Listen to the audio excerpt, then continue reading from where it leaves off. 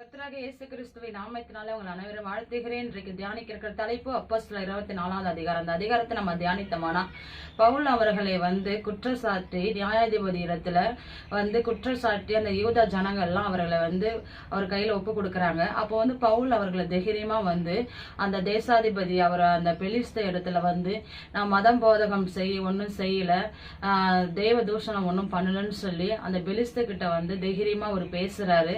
ஏன்னா யூத ஜனங்க எல்லோரும் இவர் சபையை சபையில மத போதகம் பண்ணுகிறார், இவர் யூதா ஜனங்களுக்குள்ளே கலகம் பண்ணுகிறார் என்று அவரை குறித்து தேசாதிபதிகள் இடத்திலேயே சரி நியாயாதிபதிகள் இடத்திலேயே சரி குற்றச்சாட்டியே இந்த ஜனங்கள் எல்லாம் அவரை பேசுகிறாங்க.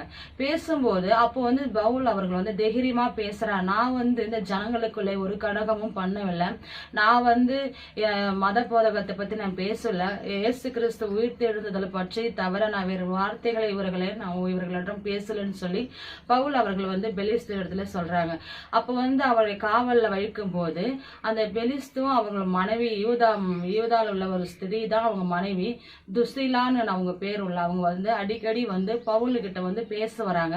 பவுல் அவர்கள் அவங்க கிட்ட தேவனுடைய நாமத்தை பத்தி அவர் நீதியை குறித்தும் அவர் நியாயத்தை குறித்தும் பேசும்போது அவர் எப்படி பேசினாரானா, ராஜரங்கா சிங்கத்தை போல ஒரு தைரியமா பேசுற அந்த வார்த்தையை கண்டு பெலிஸ்து அவர்கள் ரொம்ப பயந்து போய் நான் அப்புறம் வருகிறேன்னு சொன்னாராம். இதுல இருந்து என்ன தெரியுதுன்னா, பவுல் அவர்கள் அவர் ரட்சிப்பை ஆண்டவருக்குரிய வார்த்தையை ரட்சிப்புக்குரிய வார்த்தையை பேசியிருந்தோம். இந்த ராஜா மறுதளித்து அந்த வார்த்தைக்கு கீழ்ப்படியாத அவர் பவுல் கிட்ட இருந்து பணத்தை மட்டும்தான் எதிர்பார்த்தார்.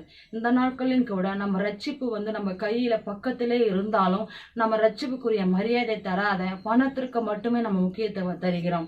இந்த நாட்களையும் கூட நம்ம அப்படியெல்லாம் இல்லாதபடிக்கு ரட்சிப்பு என்பது தேவனால கிடைக்கிற கிருபை, அந்த கிருபை வரைத்தே அந்த ராஜா அசட்டை பண்ணி போனதுனால அந்த பணத்தை மட்டும் குறியா இருந்தான். நாம் அந்த பணத்தை மட்டும் குறியா இல்லாதபடிக்கு ரட்சிப்பை குறித்து நம்பிக்கையோடு ரட்சிப்பை குறித்து காத்து கொண்டிருக்கிறவரா இருக்க வேண்டும். கர்த்தர் தாமே உங்கள் அனைவரையும் ஆசீர்வதிப்பாராக. ஆமென்.